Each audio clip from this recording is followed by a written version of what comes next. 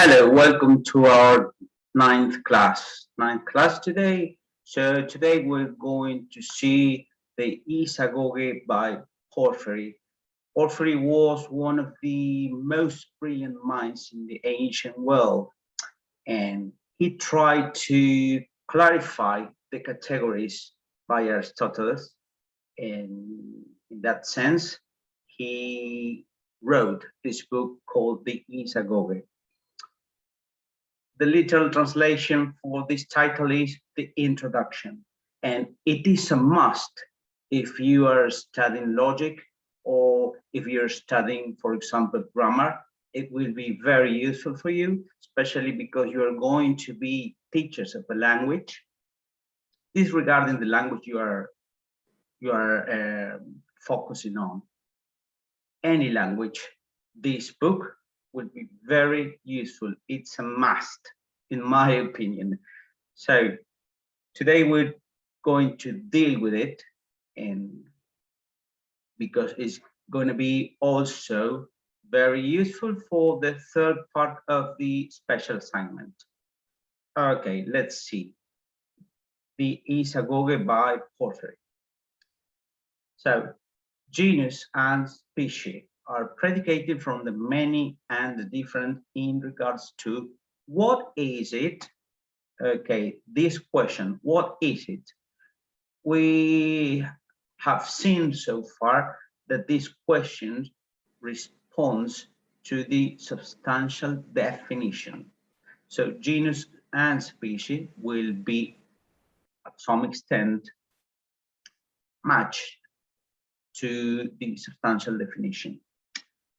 They convey the basic principle of what comes below them in a successive line. All inferior individuals and groups are contained into one of them. I mean, into one of the genus or one of the species. Let's see. Genus species are predicated from many. You get them by asking, what is it? However, genus differs on species and number, and species differs on number only. We will see what it's all about, because you might find it confusing. Okay, so the question now is, how do I reckon a genus and a species? If they both respond to what is it, how do I know we're talking about a genus or we're talking about a species? Okay, species comes below a genus. Imagine, let's say, a ladder, different steps in the ladder. Okay, so species is a ladder below genus, and genus is a ladder above species. Let's try to clarify this. Okay. Genus and species will depend on where you are standing on. Let's take into account the below conceptual ladder. Let's imagine these 5 concepts are steps in ladder. So from top down, substance, body, mortal, animal, man. Their classification will depend on whether you look at it from top down, or bottom up. Let's see. If you stand on mortal, you say it is species of body. And at the same time, you say it is a genus of animal. If you stand on animal, you say that animal is a species of mortal. And you say at the same time that animal is a genus of man. If you stand on body, you say that body is a species of substance, and you say that body is a genus of mortal. if you stand on man, you say that man is a species of animal. You say that it is a genus of Pablo, Juan, Pedro, Jonathan, Roque, Paul, and so on and so forth. All the infinite individuals that exist in the world. There is a clarification to this. However, that one which cannot accept a superior genus is called prime genus. And that one which cannot accept an inferior species is called prime species. So there is a gap or limit. There is a limit from the prime genus to the prime species. Okay, above this prime genus, in this case substance, there is nothing. There is nothing above, and below the prime species there is no other species but the individuals. For example, Juan, Pablo, and Pedro. All right, let's see.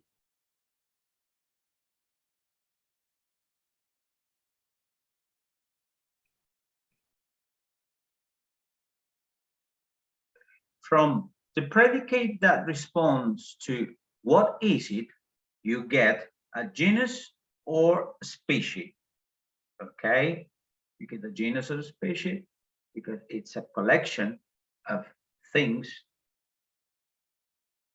but depending on where you're standing on, you will classify a genus or species, unless, remember, you get a prime genus or a prime species. From the predicate that responds to how is it, you get a specific difference or accident. Let's see the examples on the screen. What is man? Specific genus plus specific difference, plus genus, a rational animal. So rational is the specific difference, animal, the genus. How is the man?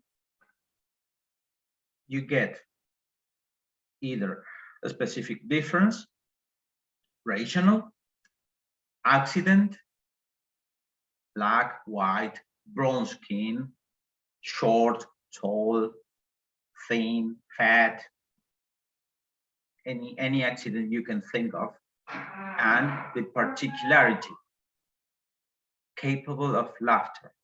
Okay, this is the particularity of man, capable of laughter. Among the many species in the world, the man is the only one who can laugh. The horse is the only one who can neigh, and so on and so forth. This is a very specific characteristic of a species. Back on the screen, the difference can be inseparable, accidental, or specific, contingent. It makes different individuals. Specific, it makes different species. All right, so the difference, inseparable, can be accidental or specific. All right, accidental and contingent are the same here in this context.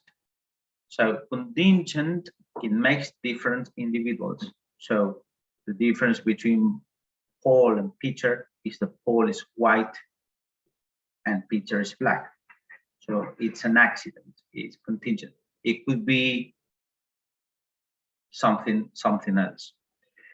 And the specific is that Paul and Peter are rational animals.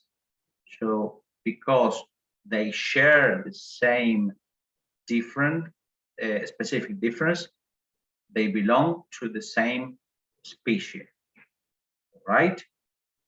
If you change that specific difference, you make a different species. Okay, below that, separable, accidental. This is the non-particular and circumstantial. For example, to be standing, to be sitting, the child, the young, and the adult Socrates, or the child yourself when you were a child, and now when you were young, and now that you are an adult. Okay, this is separable. This picture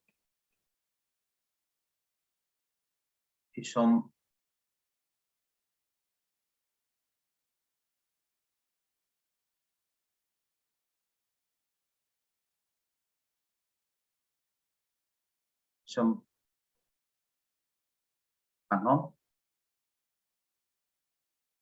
particularity. The particularity, we talk about it. The particularity is said in 4 different ways.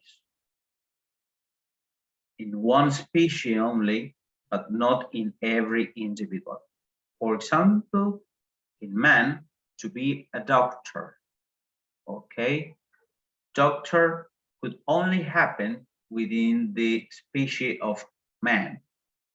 It cannot be possible within the species of pigs or horses or, I don't know, trees. It can only happen within the species of man. Next one, all along the species, but not in this species only. For example, to be a biped, the man is a biped animal. Okay, we walk in 2 legs, but it not only happens in the man, it also happens in some other species. Okay, monkeys or the apes are bipeds too. Okay, next one, all individuals within a species at some time. For example, to become gray hair. Okay, it happens to all individuals at some time in life, let's say, to become gray hair. Next one and last, all individuals within a species all the time, to be capable of laughter. So man is capable of laughter even when you are a little boy, right? From the very moment you were born till the moment you're dead, before you're dead, you are capable of laughter, and it only happens in man, in the species of man. That is why it is a particularity. All right. Okay, you are very welcome now to take a look at the Isagoge by Porphyry, which is in the bibliography, and this will be very useful for you to end up the special assignment part 3. But remember that you have to sample up all together and drop it into the assignment box, right? Remember, if you need some help, if you need some support, I look forward to hear from you in the queries box. All right. See you next class. Have a good weekend. Bye-bye.